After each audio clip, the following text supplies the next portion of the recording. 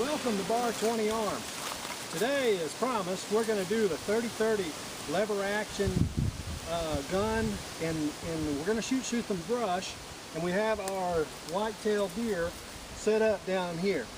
Now, what we're hoping for is a nice little shot behind the front shoulder. That's my favorite shot, maybe a little high in the ear.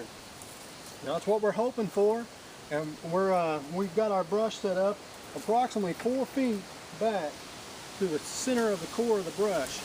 Now what we expect is, and this is just some some hickory, excuse me, and it's pretty hard. It is rotten, but it's basically what you would see in the scrub brush out here in the Ozarks. And a 30-30 is one of the most popular white-tailed deer guns that in this area. It's real short, it's easy, it's quick handling. And today we're going to be shooting a 170 grain flat nose bullet. Alright, well, let's get back here. We're going to be shooting about 35 yards, and that's pretty common around here. We're going to shoot 35 yards, and we're going to see the deflection, see if we have any deflection through this brush. Alright, let's get up there and get shooting. Okay, amazingly enough, we passed through this tangle of brush and only hit one little bitty twig. So that's not a really good test. We're going to try again, and we hit exactly where I wanted to. High shoulder shot, right behind the front shoulder. And that's a nice hole. It's not tumbled or anything. But we're going to try it again, and we're going to try to hit a limb this time. We hit a small one at 4 feet. Did not deflect enough. We may have to move this back a little bit. Let's move this back about 6 feet and shoot through the same entanglement again. Let's try.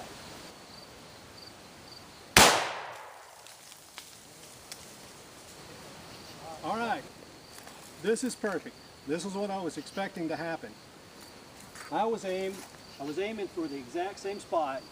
Had a fairly clear sight picture through the brush, but you got to remember, what you see through the sights is not actually where the bullet's traveling.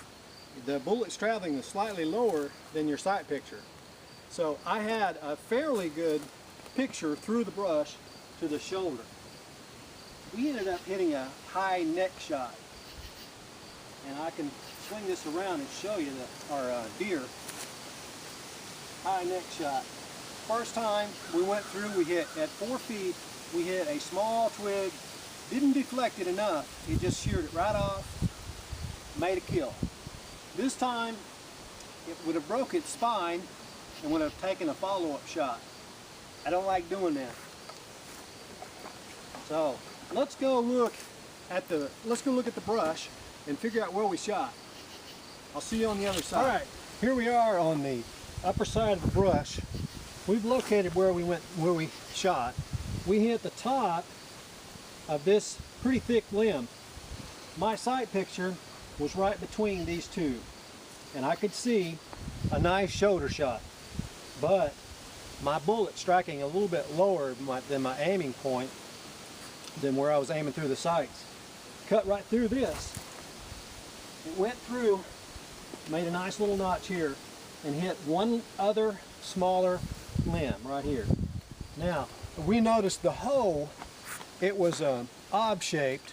It was a little oval shaped, and the hole, let's go back down, since we noticed the hole wasn't a nice round hole, it was a little oblong. Let's go take a look at it. Alright, as you can see, our hole, the bullet was actually tumbling. It hit on the side, punctured through, went to our backstop and blew a big jagged hole in our backstop. Terrible, terrible hole.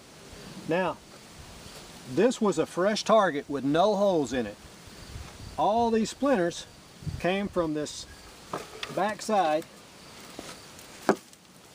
of this hole.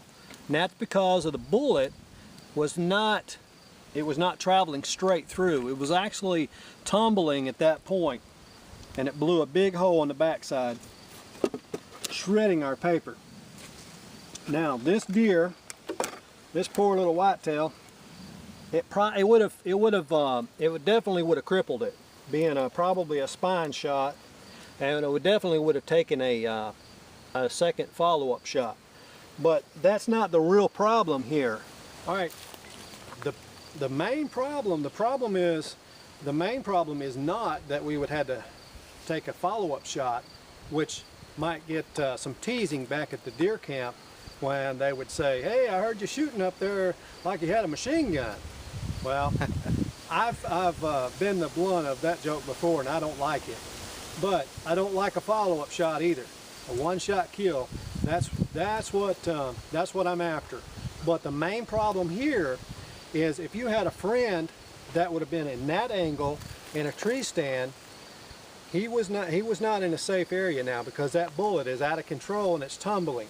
We really don't know what kind of an angle it would have been going in, but you wouldn't feel real comfortable if you're down there sitting in a tree stand and your buddy is shooting in the brush trying to catch a lucky shot through the brush. We don't recommend that here at Bar 20. So be careful when you're out there this fall hunting. Be really careful. Your friend, make sure you know who you're hunting with.